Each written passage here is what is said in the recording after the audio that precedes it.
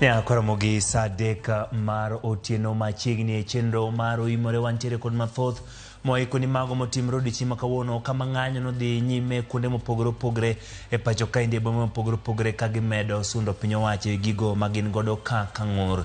Bende odiochieng' ma konte kwayo mopogore opogore mosegol motenore kod weche mag temo kelo kwe e pacho kae ndi kaachiel kod weche mag tuke mag weche ma omiyo pek.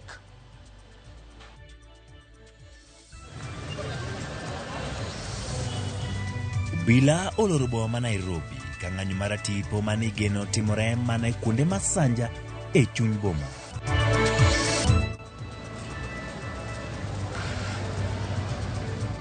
Jolweny ma pacho kae ne okwore apaya ma boma ma Nairobi kaka yo achiel mar thiro ng'anyo manogen ni biro timore kawuono.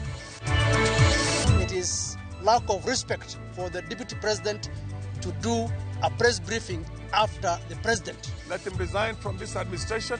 Jotelo mowuok e kaunti ma Garissa osem jalup jatend piny Rigathi Gachagua weche mane owacho ni jataa tije mar okwach kech Nurdin Haji ogwe tao.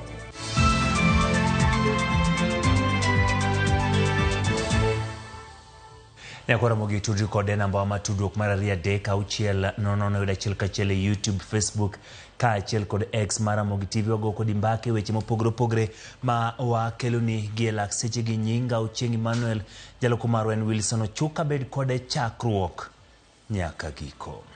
Doma pacha ka oyiene piny owacho tiyo gi jolweny e chwalo arita kaluwore kod ng'anyo madhi nyime. Ng'anyo mano bende ji osebedo ka sundo e piny owacho ka jang'ad bura Otieno ma kawuono yango ni gidhi chiwo milome wi kinde ma jolweny owinjo bed ni timo chenro ni sama jolweny no chopo e chuny boma ma Nairobi kawuono ka gikonyo obila e chwalo arita. Lidia Okeo nigi ler. Bang' od bura kadho chik mayiene jolweny kawo ting' mar jiwo arita e thurka, lokruok ne obedo e kit arita manoketi e chuny boma ma Nairobi kaluwore gi ng'anyo manochan bagi e bomano. Okinyi mar tich ang'wen, meche gi meche mag jolweny nochokore alap manyayo kama nonenre ka gima ne imiyogi chenro ewi kaka gidhi rakore gi jong'anyo. Bang'e ne giwuok gi gechegi achiel kachiel nyaka chuny boma ma Nairobi kendo opogore kidienje ka jolweny moko nochwal nyaka kar jot ma jatend piny Kenya. Ma en kaluwore ni jong'anyo nosingo monjo kar jotno gino mane okotimore kaluwore gi arita mapek. Jong'anyo manok manowuok oko mar ng'anyo ne ok onyalo chopo e moko kuom apeyni machiegni gi apise mag piny owacho kaluwore gi arita manoridi. Nyakoromoga jwang' e kinde mokalo mag ng'anyo farese mienogi ni itiyo godo e rakruok gi jong'anyo kabe ni lawo godo jong'anyo mane ng'anyo e chuny boma ma Nairobi. Kata kamano kawuone gidong' kochung'gi mane dhodo huma malo e chuny boma ma Nairobi. Kaluwore gi mano manyalo bedo luoro kotenre gi monj mano otim e od bura tich ariyo mokalo e kinde ng'anyo, od bura ne olor kendo kata mana chenro mag od bura ne ok odhi mbele ka jolweny noketo arita mager kendo loro apaya madonjo e od bura.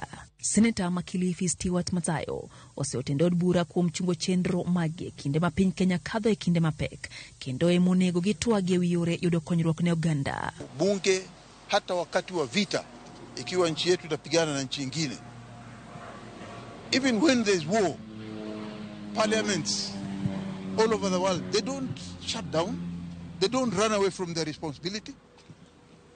We are seeing here the National Assembly is running away from its responsibility. Hivi sasa wako likizo na hatuwezi kujua, mimi sijajua kama National Assembly bunge la kitaifa litarudi lini, lakini sisi bado tuko. Oseo jatend piny Kenya William Ruto kumrako jolweny rakruok gi jong'anyo kabende owacho ni en kod geno ni oganda manowito ngimagi biro dwaro tich gi kokwa jatend piny mondo mi olok pache ewi kaka otayo piny Kenya. Rise, don't take us that direction. As a president of this country, you are supposed to protect the interest of everyone and not your own personal interest. Wewe kama rais, please, right now, stop it. We have had enough blood. We have enough blood, and please don't add any other blood on your hands. Because all these children and all families, all eyes are on you. Lazima jamii na ndugu ya wale ambao walifariki ama waliumia waweze kushtaki serikali. Na hapo quantum of damage ndio itaamuliwa na koti. Apise mag sirikal no dong koloro odiochieng' mangima kochakore gi od bura, doho malo chutho kaachiel gi apise mag kaunti ma Nairobi City Hall. Kabine no ol jolweny e chuny boma marakore gi jong'anyo mane igeno ni nyachopo e chuny boma ka sa saya. Lydia Okeyo, Ramogi TV, Nairobi. Kadhi nyime miche mag obila manore kod gige lweny ne omanore oko mar kar jot ma jatend piny William Ruto e boma Nairobi. Oinga ne oketi apeni duto madhi e kar jot mare kendo nyamburko ichiko mondo oluw apeni mamoko ka joma nigi kadho ne duoko penjo modhuro kapok ne oyienegi timo mano. Jaelieta nigi mathoth. Odiochieng' ma kawuono jong'anyo ne geto mar donje kar jot mar jatend piny e kampen magidendo ni Occupy State House. Kuom mano, arita ne oridi mokalo e apeni duto manyalo tero ng'ato kanyo. Chakre sa 12 kinyi, obila nosemako kuondegi mag jiwo arita kendo dino apeni ka girido arita ne kar jotno. Wuothe nyamburko madhi e chuny boma kowuok Lavington kod Kileleshwa ne igayo e apaya ma Dennis Pritt, gino manokelo ng'ikruok mar wuoth. Jogo mane tiyo gi apaya ma Riverside kod Arboretum ema noyudo ng'ikruok mathoth kane gayogi e apaya maduong' ma Uhuru Highway.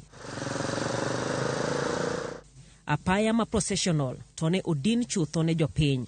Obila noketo hinga kendo riembo japiny mawuotho kata maniga piko mane temo tiyo gi apaya no. Kamano bende, donje apaya ma State House koka apaya ma Jakaya Kikwete bende ne odin. I wasn't intending to go today because I heard that it's a bit dangerous right now because of the way protesters have been getting shot and everything. So today we're protesting from home. Yeah. Ne en arita ma ored kendo okas marito kar jot mar jatend piny odiochieng' ma kawuono ka apisa mag arita otimo duto mar neno ni onge ng'ama ong'weyo chal mar State House kawuono. Jaelieta, Ramogi TV. Tok yudre kama diny e ng'anyo ma chieng' tich ariyo jumani obila kawuono mako jong'anyo mafuanda kendo tamogi kata kalo e chuny boma maduong' ma Nairobi. E mano mayango ikruok modhi wang' achiel, obila ne odino rode duto mar rowere mag Gen Z kod jong'anyo ne otiyogo e donjo chuny boma maduong' ma Nairobi. Kata kamano ng'wech mar paka kod oyie kendo obila kod jong'anyo ne okwako wang' apaya ma Moi Avenue kod Tom Mboya. Chris Owino miwa ler. Bang' nyiso obila twang' margi e kinde ng'anyo mar chieng' tich ariyo jumani, tend obila ne odok e klas kendo somo rieko mar kedo aching' kod rowere mag Gen Z e ng'anyo ma kawuono kendo ketho geno margi mar donjo e kar jot maduong' ma jatend piny State House. Kochakore e wang' apaya ma Uhuru Highway, roundabout mar Mbalariany ma Nairobi, wang' apaya ma University Way, Moi Avenue, Tom Mboya Street nyaka Haile Selassie Avenue, obila mag kedo kod jong'anyo okwor karomgi mar tamo jong'anyo chokore e chuny boma maduong' ma Nairobi. E chuny boma, obila marakore kod jong'anyo ne chalo lowo e kuonde duto matudo apeni mag chuny boma kaka Kenyatta Avenue, Kimathi Street, alwora mar National Archive, kagibet akicha mar kedo gi rumbi moro amora mar ji mokalo ariyo. Kata mana wang' apaya ma Koinange Street nyaka alwora mar kar yweyo ma Jivanji Garden ne opong' kod obila. Loche kod geche mag obila oluoro apeni duto mochomo kar jot maduong' ma jatend piny State House kaka Processional Way, State House Road kaachiel gi Arboretum. Kata odoko ni kwan mag obila mag kedo kod jong'anyo ne thoth kipimo kod mag jopiny e chuny boma, mano ne ok otamo moko kuom rowere kuom keto obila tesre e wang' apaya ma Tom Mboya kaachiel gi Moi Avenue. Tugo mar paka kod oyeyo ne odhi nyime e kind obila kod jong'anyo nyaka e seche mag ang'ich welo, kata odoko ni obila kawuono ne okwalo negi ng'wech kendo tamo gi kalo wang' apaya ma Moi Avenue. Kwan mag jong'anyo bende ne en piny kipimo kod chieng' tich ariyo, gino ma inyalo tudo kod okang' ma jatend piny William Ruto goyo bade piny kendo tamore keto koko e paro mar chik mar omenda kendo yie matimo twak kod rowere mag Gen Z. Mopogore kod ng'anyo mar chieng' tich ariyo, chenro mag wuoth ne odhi nyime e chuny boma e yor kidam kata odoko ni thoth duke to ne olor e odiochieng' mangima. Wang' apaya ma Uhuru Highway, Ngong Road kaachiel gi alwora mar Serena kawuono ne okwe, gino mayango lony mamalo ma obila ne otiyogo e muonyo ng'anyo ma kawuono. Dwaro mag rowere mag Gen Z mar timo ng'anyo achiel kachiel nyaka kar jot maduong' ma jatend piny State House ne omuonyo pi bang' obila telo negi e rieko kendo dinogi e chuny boma maduong' ma Nairobi. Chris Owino, Ramogi TV, Moi Avenue, Nairobi. Johala medo kwano lal mathoth odiochieng' ma kawuono tok kweth mang'anyo rakore kod apisas mag obila e chuny boma ma Nairobi. Ng'anyo mano mono giyawo hennigi kaka pile. Apise mathoth bende ne oloro odiochieng' ni ma jong'anyo nowuok oko mar sundo piny owacho.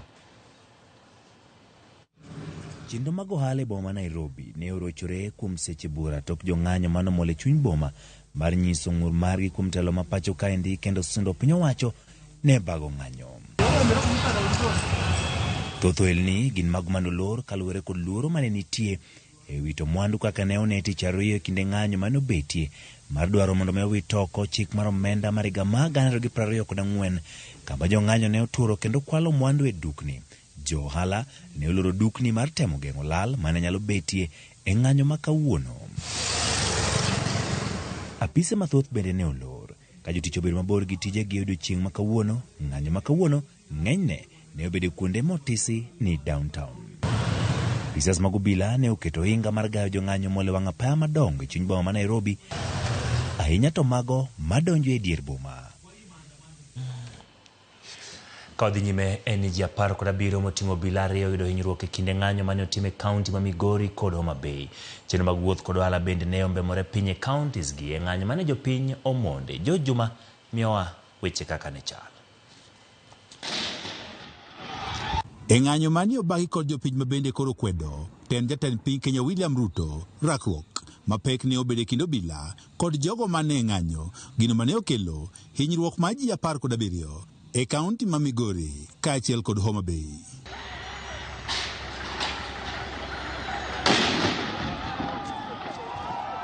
E kaunti ma Migori, rakruok e kind jogo mane ng'anyo kod obila ne oweyo ka jong'anyo 4 ne ogo kod lisasi kendo yudo hinyruok, ka obila 2 bende oyudo hinyruok e kinde ng'anyono. Director Migano Mathithi County ma Migori Laktar Dan Ochiel ne oyango ne jong'anyo 4 mane ogo kod lisasi dhi nyime kod yudo thieth, ka obila 2 mane oyudo hinyruok bang' ka jogo mane ng'anyo ogo kod kidi ne othiedhi kendo ne owe thuolo. Nyaka sani waseyudo jotuo 6, 4 mogo gi bunde ma civilians, 2 ma askari polise ogo gi kidi, 4 mogo gi bundego, 2 hinyore kabisa. Achiel osetere e theater, achiel otere x-ray, kosa x-ray titere e theater. 2 mamoko to kohinyore ahinya, gini bo thiedhgi to gidhi. Askeche 2 go kohinyore ahinya, ithiedhogi to gidhi. Actually gisedhi gite askeche 2 go gemo hinyore ahinya. Pok wayudo tho moro amora nyaka sani.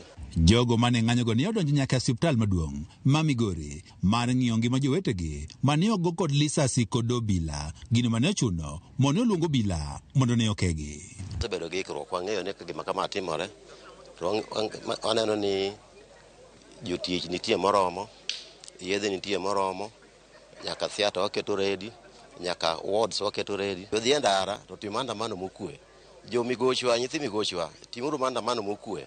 To bende kubiro osiptal ka, weuru ketho gigo osiptal, gigo wuoti gi kidi, kuneno ka acha wad niche kwa loso, gisetokio. Urge our young people to act with restraint, not to be violent and not to attack any of our healthcare facilities, 160 of them in this county, because that's where they will get their healthcare in case they suffer any injuries.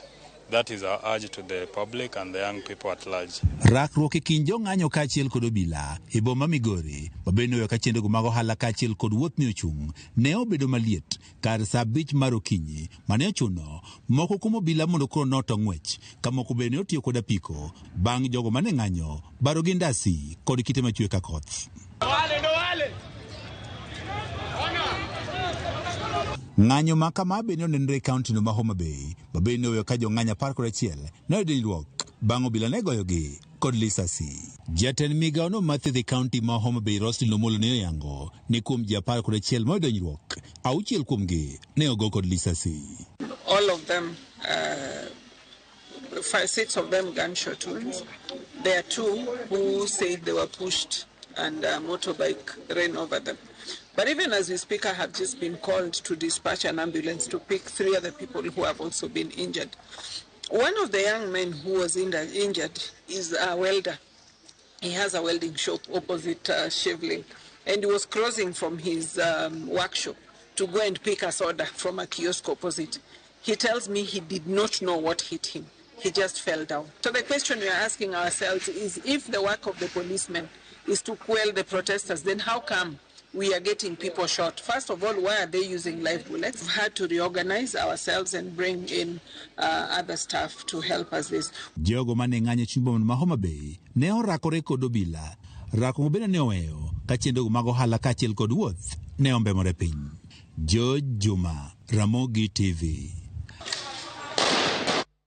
Kawuok Migori gi Homa Bay wadhi Kisumu, ng'at achiel ne ochiel gi magine e boma ma Kisumu.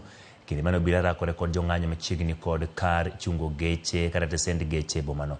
Mae kata bed ni ng'anyo ma Kisumu kono ne orumo apoya bang' ka temo mar jong'anyo donje kar jot ma jatend piny ma Kisumu kokalo apaya ma Jomo Kenyatta ne ogore Luanda. Millicent Adhiambo miyowa ler mathoth.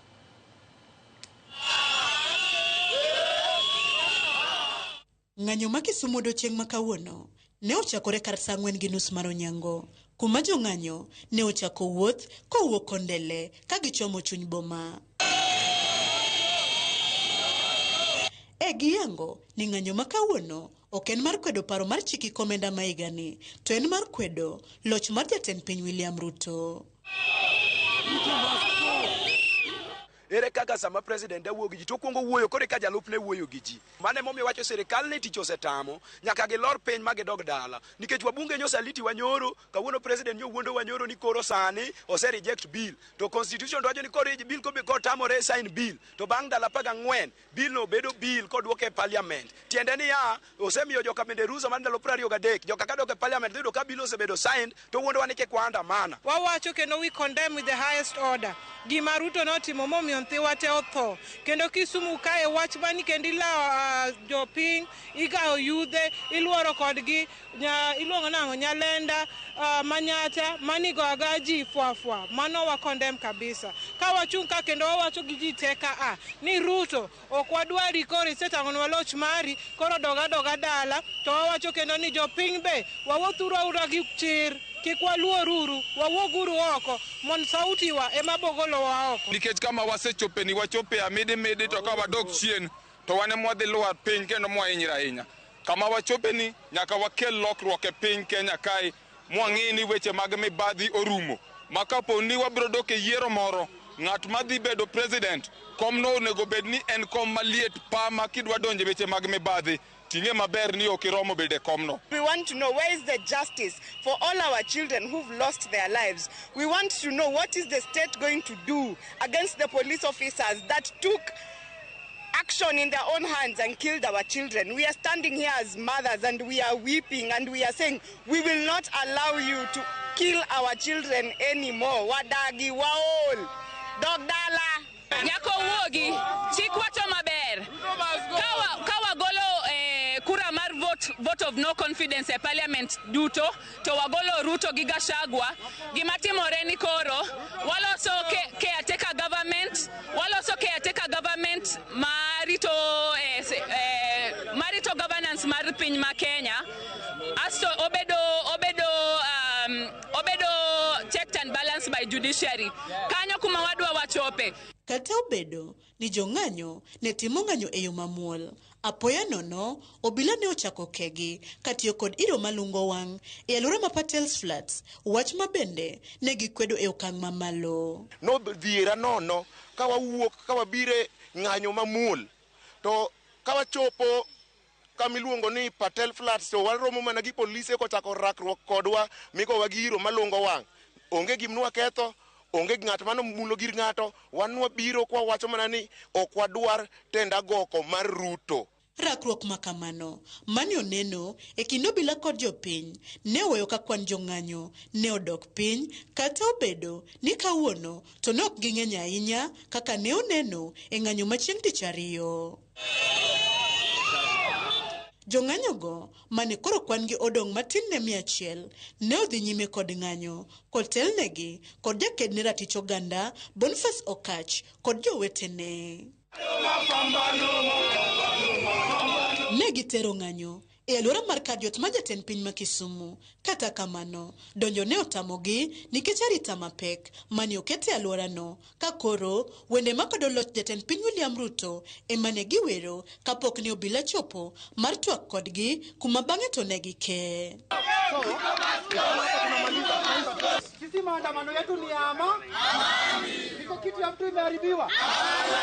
Iko mtu amechokozwa? Iko polisi ameumizwa?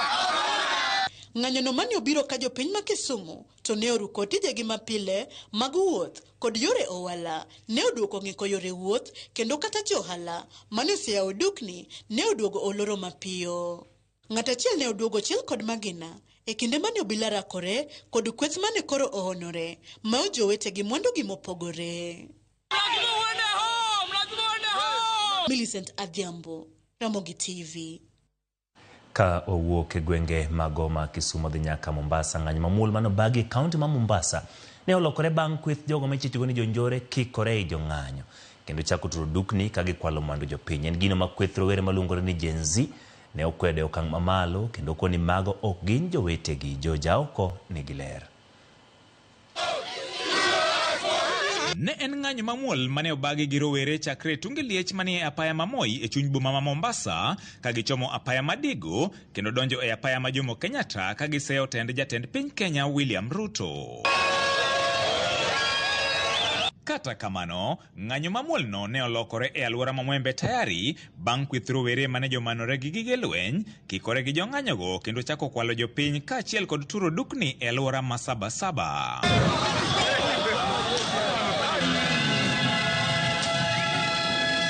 Now when you want to join saizi, we are seeing things that we do not want to see as the peaceful youths of this county. We do not want kuna watu to join sijui wametumwa na kina nani that are trying to cause chaos. Do not associate that with us as the youth who started this from day one. When you wanafanya hizo vitu wa people that we do not know, we haven't seen them from day one. They are just here maybe to cause chaos and to divert our attention. So what we are doing is peaceful. Unaona serikali ndio inatufuata. We have nothing. We have no vandalization is going to take place. We are peaceful. Negiseyo jod bura maendo siro lwedo paro mar chik omenda kuom loko tanga kendo siro jatend piny Kenya mane otamore keto koke e chikno. Ruwerego ne oramo ni sani koro gidwani jatend piny Kenya William Ruto gwetao ni mar ok gimor gitende magikoni oserocho ngima oganda mathoth e pachoka. Na tunajua wenye wametuma ma MPs wenye walikuwa wamesoma nyuma ya president jana. You voted yes. You really wanted this to go ahead. But all of a sudden akisema may withdraw, you clap. Idiots. Wanasiasa wa Kenya tumezoea wanatuuzia uongo. We have been sold they have been selling us lies and we have been buying them every time.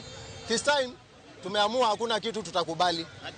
They should agree on what we are saying, not what they tell us. Yeah, of course. Yeah. We came first, they should listen to us. Tunataka kusema kufikia leo tumebadilisha mwito wetu. Hatuendi kusema reject finance bill, tunasema we must reject mpaka Ruto mwenyewe arudi kwa nyumbani Sugoi. Tuchukue inji yetu na tuirekebishe. To bang' pogore gi jonjore mane rocho ng'anyo margi, ne giwuotho nyaka e liare mar tend kaunti ma Mombasa, kuma ne gimoke musuma kendo pedho maua ka giparo godo jowetegi mane olalo ngimagi kaluwore kod ng'anyo mosebedo ka dhi nyime e pachoka.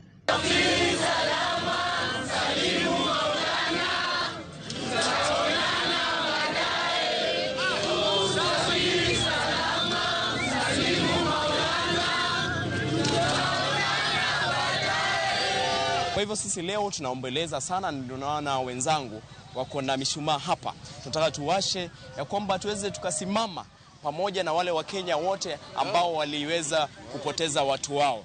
Leo our mission was to hold a vigil and to talk to the president of this nation and to tell him that the people of this nation and the youth are very informed. We know Article 115 states clearly that he do not have any power whatsoever to withdraw a bill. He can only assent to the bill.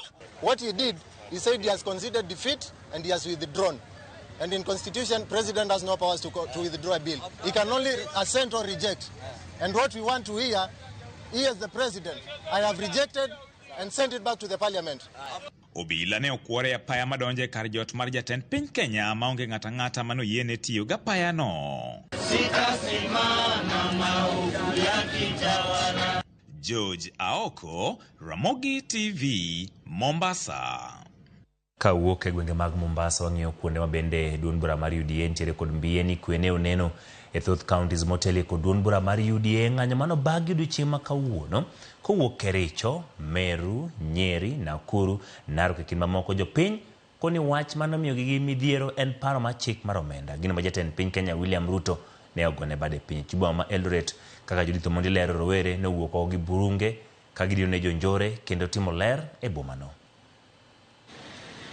Martin seche 24 bang' jatend piny William Ruto go bade piny wi paro mar chiko omenda ma higa 2024 counties ma opogore ma itayo kod duond bura mar UDA oleo ne ng'anyo mobagi odiochieng' ma kawuono kama ne ochako ng'anyo gokinyi obila ne obayo kod iro malungo wang' gino mane oduoko gi pacho.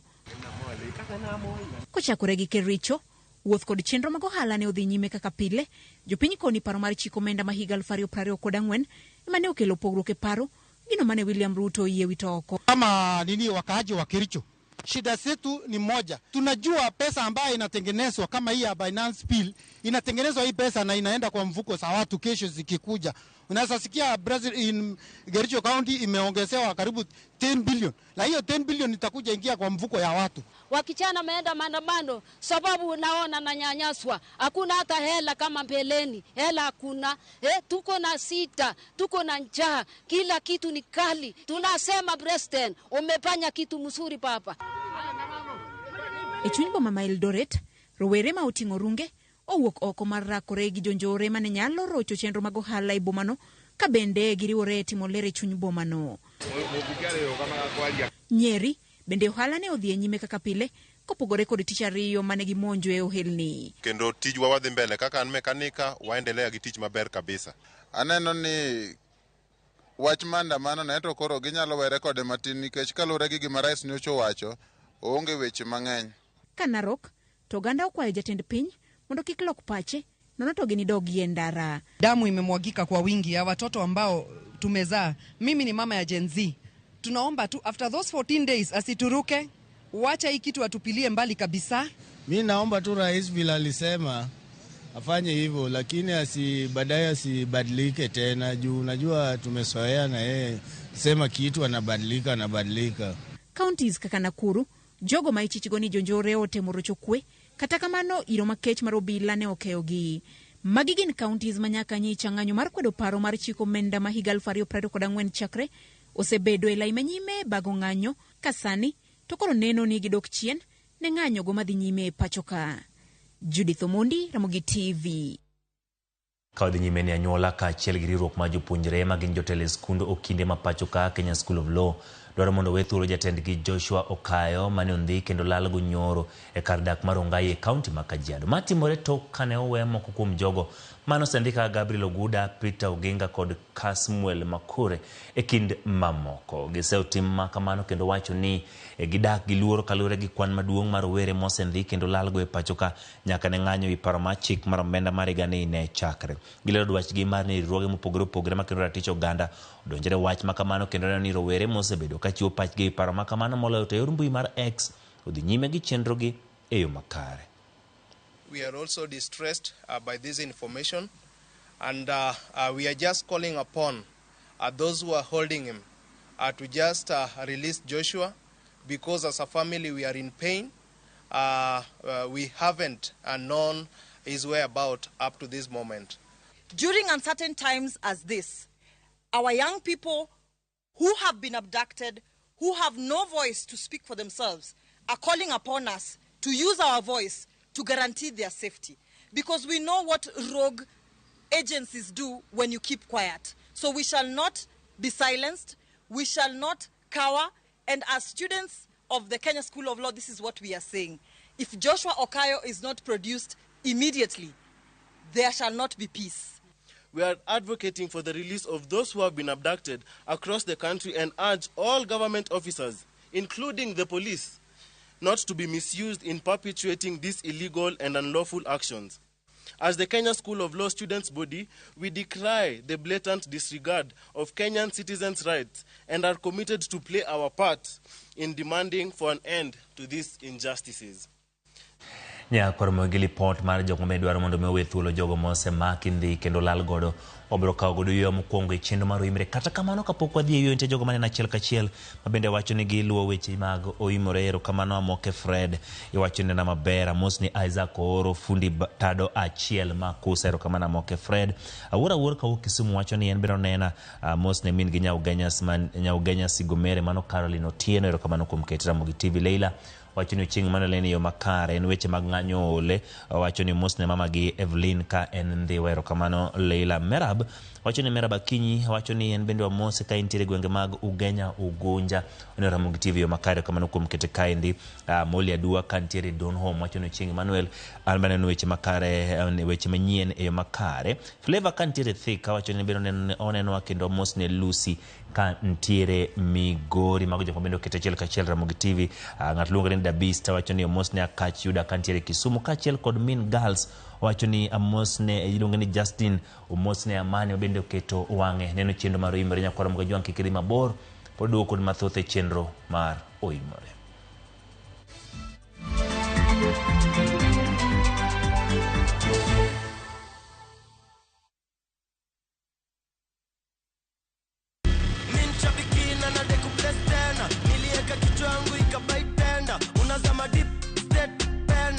Nikaingia kwa mkahawa, mimi kichwa yangu akili zangu zote ilikuwa kwa nyama choma. So si kuona bado ina run. Vile nilienda tu kukaa chini na nikarudi kwa simu, nikapata bado ina run. Nilistuka sana na nikakaa shout immediately. Vile niliona hivyo hata nyama nilikuwa nimependa, nilijaribu kutafuna iko ngumu sana. Si kukula tena hiyo nyama. Mimi ni mkulima na niko na projects.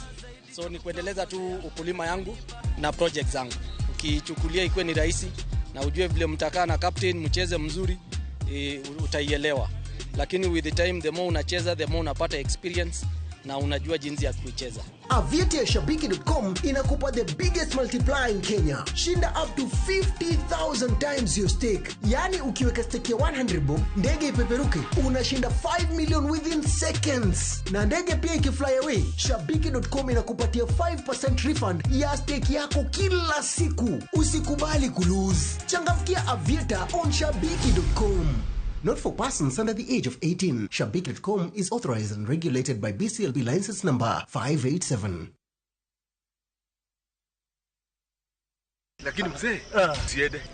The wazee in Kijijini have something up their sleeves. They both have tense family issues, from the demands of their wives to their children who feel entitled.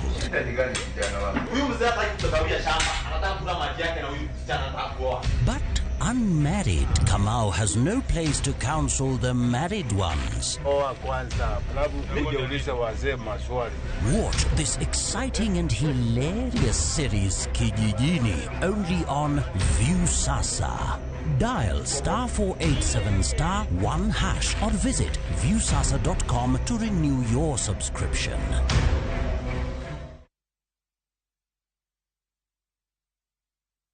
Gonga ni rahisi na washindi ni kibao. Kucheza ni rahisi. Ingia kwenye www.gongagonga.com, register na nambari yako ya simu, kisha uweke deposit yako kupitia M-Pesa. Kuweka beti yako, chagua stake yako, weka beti yako, kisha uanze kugonga, ushinde pesa taslimu papo hapo. Kumbuka, mchezo ni rahisi na washindi ni kibao.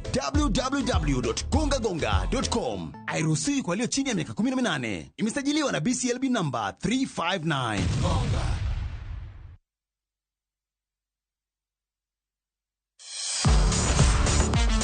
Ne thuolo mar yudo weche tuke duto nyaka mopondo.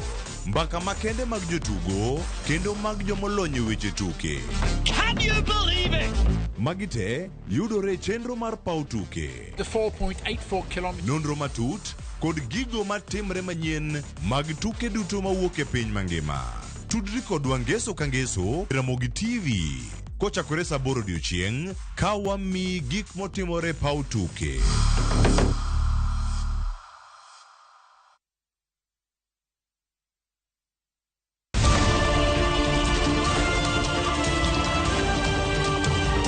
Piny koru to rugi mage. Weche manyien. To chuny mbaka en nyiero, ywak kod muodo lak. Matwak kod duond jopiny. Nyakoro Mugia Jong machiegni neno weche manyien. Ma en Rupiny kod mbaka oromo. E Ramogi TV.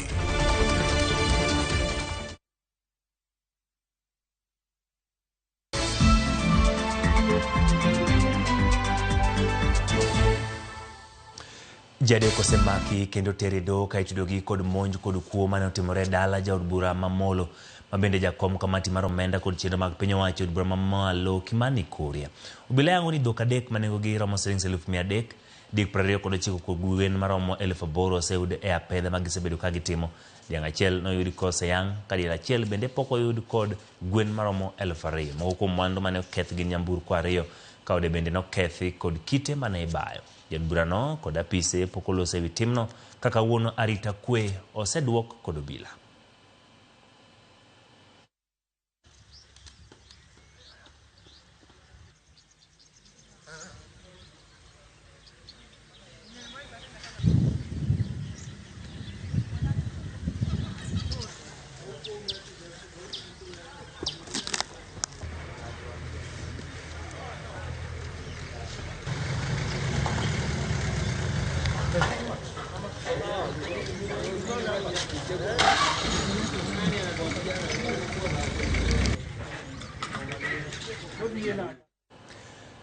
Jotelo mag dini e boma ma Garissa okwedo mokalo weche ma ogol kod jalup jatend piny Rigathi Gachagua mondo mi jatend okwach kich Nurdin Haji okaw ting' ma Jo-Kenya manyocha owito ngimagi e ng'anyo ma tich ariyo. Paro ma kama osir gi jotelo ma nyandwat mar Ugwe ka giseo okang' mar loso tok jatend piny mar ni ok en ranyisi makare. Bende gochna Rigathi Gachagua ogwe tao ponono ni ok omor gi tend jatend piny Kenya William Ruto. It is lack of respect for the deputy president to do a press briefing after the president and to speak in a manner to really demean the office of the presidency. If he's not happy with his president, let him resign from this administration and let him prepare himself for the contest in 2027. He can run in as a presidential candidate in 2027, and if he's going to be popular with the Kenyan people, we will see what he's going to do. Yale ambaye asema hayafai kutoka kwa mtu kama yeye ambaye ni deputy president. Hayo yanaweza kusababisha mabaya zaidi, na ningemshauri kama spika wa Garissa pamoja na wenzangu vile walivyosema na kubaliana nao kwamba hayo hayafai, yanaweza kutatiza usalama na utangamano ya nchi yetu. We are going to unleash the biggest campaign ever on the Gachagua utterances. We will stand with our son, and not only our son, we will stand with anybody in this country that we feel is being wronged. Kadhi nyime en spika mar od bura mamalo Moses Wetangula olando ni oseyudo oboke mowuok kuom jatend piny Kenya William Ruto manyiso ni ok obiketo e koke paro mar chik mar omenda ma higani. E oboke mane orne jod bura, Wetangula wacho ni oseketo oboke ne lwet kamati mar omenda kod chenro mag piny owacho mabiro kole kendo miye duoko e pachgi. Kata kamano Wetangula yango ni od bura nitie rusa madundo kendo gibiro nono lipot mar komitino ka giwuok e rusa tarik 22 mar dwe mar 7.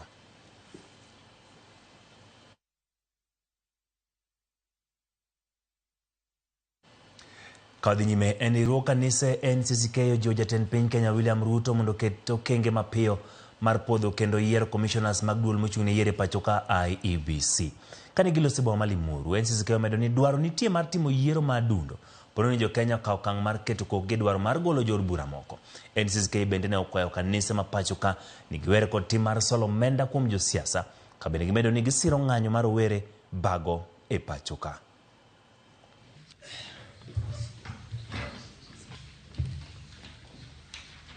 Father, that the precious blood of Jesus Christ by none other than Kadhirika ya kwamba wewe ni Mungu. I'm urging all stakeholders, including the young people, we need to ask for IBC to be reconstituted yesterday. That is the only way that we can be able to recall some of the MPs who supported the finance bill, yet the voters told them not to do that. There is no way an MP who is elected by voters can go and represent his own personal interest against the will of the people. As NCSK, we have come up with guidelines for ministering to politicians when they come to church. For example, we don't want them to be allowed to speak inside the congregation of the church. We don't want them to come and dish out money as well. We are also calling on other institutions, whether it's the judiciary, the police, and all other institutions, including Parliament, to play their role. Kenyans want an assurance that matters to deal with civilians will be dealt with by the Kenya Police. Kaudhi County ma Migori kendo en sekta ma thieth e county no oyudo pok mamalo mar omenda e budget mar bilion 10.3 mane od bura mar county no kadho. Od bura bende dhi yudo pok ma bilion 1. Jo juma lero no kaka omenda go dhi tiyo hiko omenda mar 224, 225. E budget ni maromo bilion 10.3 mari komenda mar 224 nyaka 225 omenda maromo bilion 6.9 oketi ne tayo chenro mopogore opoge kaunti ma Migori ma idendo kaka recurrent ka omenda maromo bilion 3.4 oketenge ni weche dongruok. Ewiye upoge migepe 11 korewre gi county assembly kuonde ma wamiyo nafas mokwongo gin kaka thieth kata health services, en yore mag somo mag nyithindo matindo miluongo ni jo ECD, en agriculture, weche mag pur, kendo en barabara. Ong'eyo ni koth nyochwe kendo yore wa mang'eny nokethore. Migawo mar thieth moyudo omenda makore lach omenda maromo bilion 2.5. Omenda mokete migawo ni mathieth odhi malo ka ipimo kod hiko omenda moko orumone mar 223 nyaka 224 mane okete omenda maromo bilion 2.3. Out of that, we have appropriated the highest amount to health services at 2.5 billion Kenya shillings. Od bura ma Migori oketne omenda maromo bilion 1 ka iluwe kod migawo no mar apaya moyudo omenda maromo milion 9.20. Migawo mar pur, pith jamni kaachiel kod re kaunti ma Migori oyudo omenda maromo milion 777 ka migawo no mar omenda oyudo omenda maromo milion 985. Omenda maromo milion 118 oketne migawo no mar somo, ojende kod tuke ka migawo mar ohala e kaunti ma Migori oketne omenda maromo milion 468. Migawo mar pi kaachiel kod teko oyudo omenda maromo milion 549 e hiko omenda mar 224 nyaka 225. Kuom budget ni maromo bilion 10.8, migawo mochune jotich oyudo omenda maromo milion 778 ka migawo mar alwora, mwandu ma e bwo lowo kaachiel kod midhierogo ma apoya oyudo omenda maromo milion 468. Migawo mar lowo oketne omenda maromo milion 203 ka bende en migawo moyudo omenda mathin e hiko omenda ni. MCS mabrani ma Migori wacho ne budget mar hiko omenda 224 225 odewo migepe mathoth to ahinya mano mar rawere. No kaka MCS nicha wang'iye kendo nicha wabede piny mai budget ma consultation mare ni wuoyo gi governor back and forth ka wayalo weche mag pesa mag budget ni mondo ne wabid mwagika ne mwakale ne wawuoyo governor ma jaduong' boyie kodwa ni en budget maber, to kata wan kaka MCS ono ni en budget maber nikech okaw migepe mopogore opogore. Ahinya migepe mar youth, neno gima timore Kenya sani. Youth e budget ma Migori ni nigi weche mag sports. Pur, joma pidho rech, joma pidho niang', gik moko mate mipidho, ni budget ni oketo pesa mar agriculture mang'eny kabisa.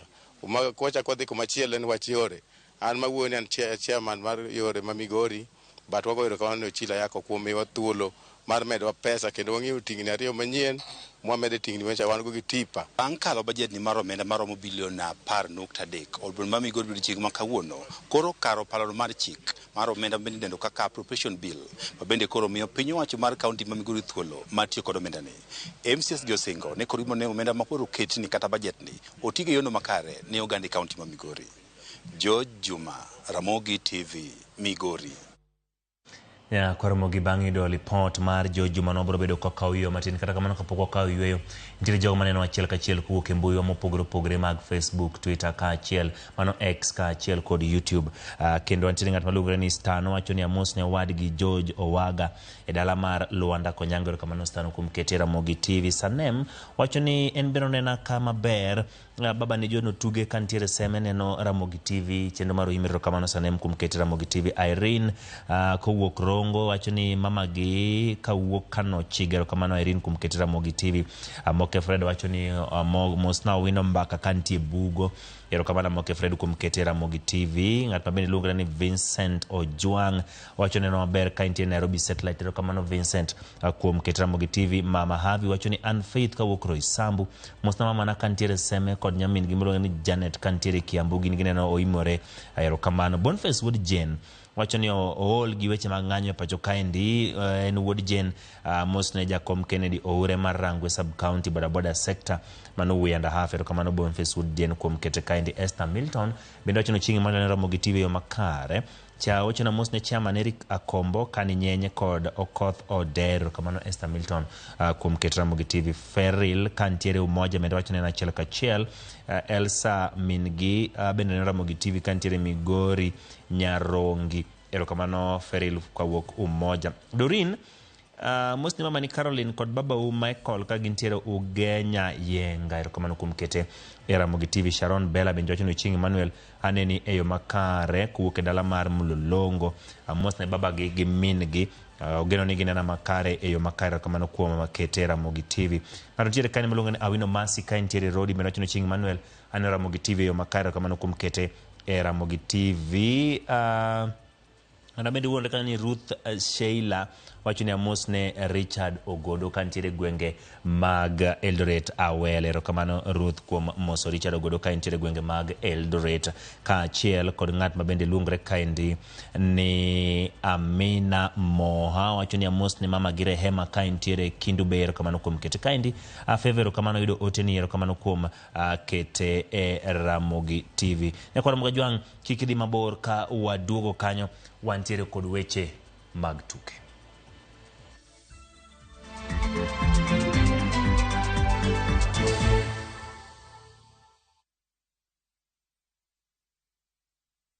Hi there, I'm your new friend Panda from Paokwa. Come along for our adventure today as we take you through the Hummingbird Tales. Kim and I are going on a camping trip with our Scouts troop. But first, Tilly, AJ, Kim and Pendo will explore some inspiring African stories. we will learn together about Dr. Rachel Masake. Can I ask you what you are good at? Maybe you can draw or run the fastest in your class. The little ones of all ages will continue learning as they watch the best content on the go only on Viusasa. There is so much to explore.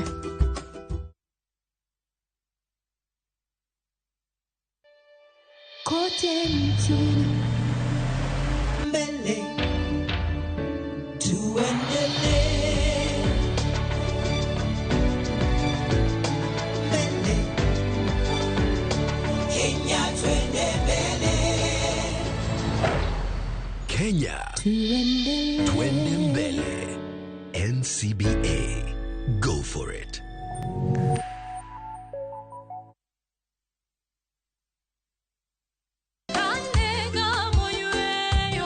Fweny ngima maber e wach Nyasaye kanyakla gi wende majiwo chuny ahinya e Injili ngima.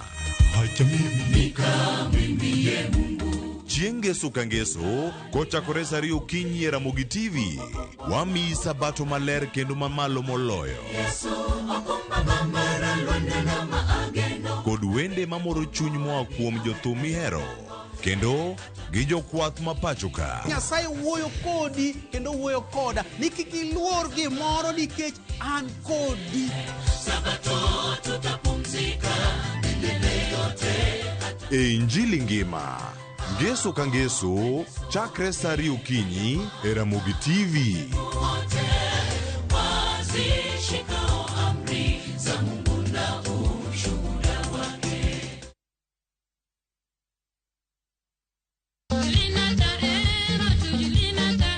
E wuoth mar ng'eyo jothumbewa, Anihodika. Karibu. Ai. wachopo e gwenge ma Bondo Nyironge e Suna Migori County. Dala Julie, ok dala na. And kora mi. Solomon Atito Kafaya, twak achiel kachiel kod Princess Julie. Tho mar Prince Julie noketi kama chalo nade. Kata sani Biro ni tich abich ni chakre saa 2 okinyi e Ramogi TV.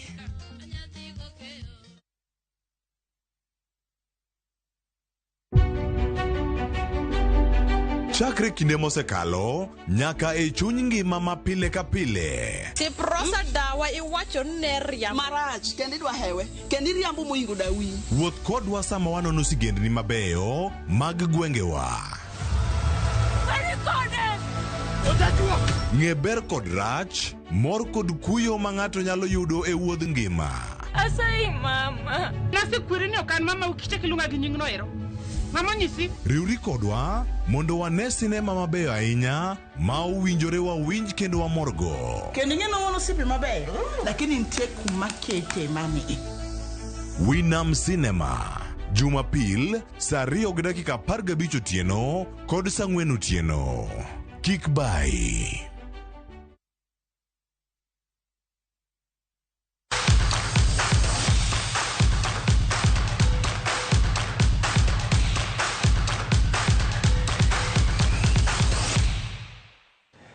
Machiegni nyakwara mogeni tim mar Rising Stars ena bende korido loch margi mokwongo e tuke madhi nyime mag Kosafa, tuke mabende itugo e piny mar Afrika ma milambo. Tim mar Kenya oloyo tim mano mar Zambia gonde 2-0, gonde mabende nolo duto e half mokwongo. Tim mar Kenya geniro duoko makare e tukego manogwelgie.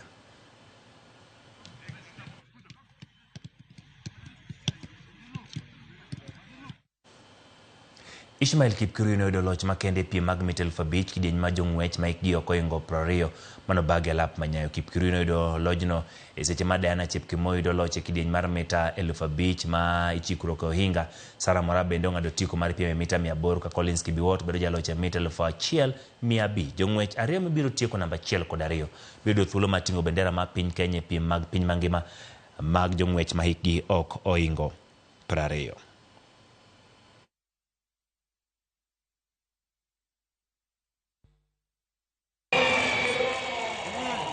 Hata mpaka mahali nimefika nda kuambia Mungu asante. Sikuwa nawezanga. Nilikuwa naendanga mpaka sometime na give up. Naona mpaka watu wakubwa hivi. Najiambianga ni kama watanishinda. Kumbe tu mazoezi ndio wanapiga ni kama mimi. Kwa leo na furaha nimeshinda race na hiyo ni furaha kwangu. Pia namshukuru coach wangu kwa kunitrain na kunipa, huwa ananitia moyo kwa hii race, ananiambia hakuna kitu ngumu. Sasa nimeamini leo kweli hakuna kitu ngumu.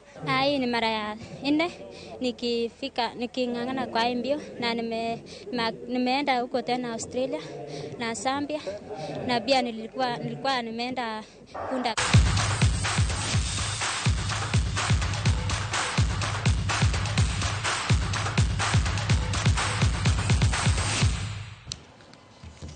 Nyakoro mogiro kamano kuom keto Ramogi TV e chakruok nyaka giko mar weche manyien ma bende nwa ikoni e chendo mar oimore mage ma mesa maka weche manyien obedo gi thuolo mar ikoni odiochieng' ma kawuono par ni kochopo kiny saa 12 mar okinyi ibo chak yudo weche manyien ma bende otimore ama bende bedo ko ikni kanyo kod chenro mar jogo mabago ru piny.